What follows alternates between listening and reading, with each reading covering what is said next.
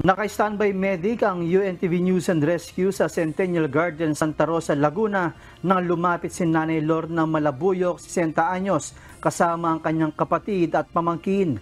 Nagtamo si Nanay Lorna ng mga gasgas sa kanang binti, pamamaga ng kanang tuhod at kaliwang hinlalaki na agad namang nilapatan ng pangunang lunas ng UNTV News and Rescue Team.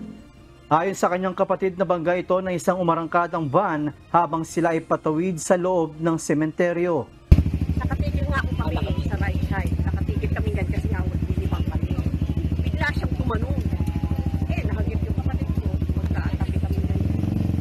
Hindi na nakita ang nakabangga kay Nanay Lorna at hindi rin ito naipaalam sa otoridad. Opo, nakausap po for a moment kasi traffic din. Nasa sasakyan siya. Sabi namin, bumaba siya. Sumunod. Pero actually wala siya. So hindi na rin namin nakita tayo. Matapos mabigyan ng pangunang lunas ay hindi na nagpadala sa ospital ang biktima.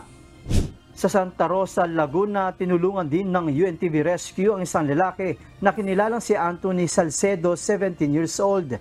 Habang nasa Centennial Garden ay bigla itong nakaramdam ng pagkahilo, pagsusuka at panlalamig na kaagad naasistihan ng rescue team. Isang dalagita naman na si Sarah Jimenez, 18 anyos, ang nirespondihan ng UNTV Rescue. Nagtamo ito ng abrasion sa harapan ng kanang binti. Hirap din itong may galaw ang kanang paa at hirap makalakad. Ayon sa kanyang kasama ay nakita niya itong nadulas habang naglalakad sila sa sidewalk dahil sa butas sa daan. Himutan siyang maluwag sa hilip. Kasi bigla po siyang nabinas. Musot ng direksyon kalahati ng pa.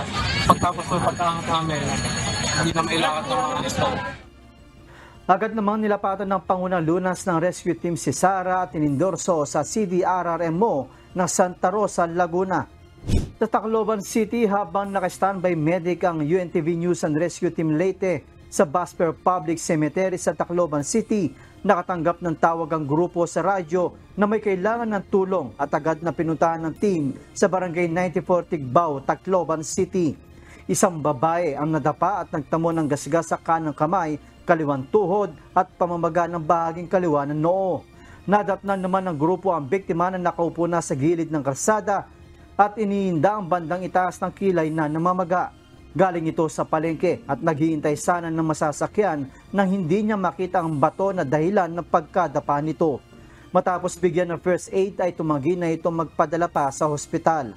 At sa Cagayan de Oro City, tinulungan din ng UNTV News and Rescue ang isang lalaki na kinilalang si Lorenzo Rosales na lumapit sa medic station ng UNTV sa Golden Haven Memorial Park, Bulwa, Macapagal Drive. Nagtamo ito ng gasgas sa kanan at kaliwang kamay. Matapos mabigyan ng first aid ay tumanggi na ito magpadala pa sa hospital. Joshua Antonio, UNTV News and Rescue. Diyos ang aming sandigan, serbisyo publiko ang aming pinahahalagahan.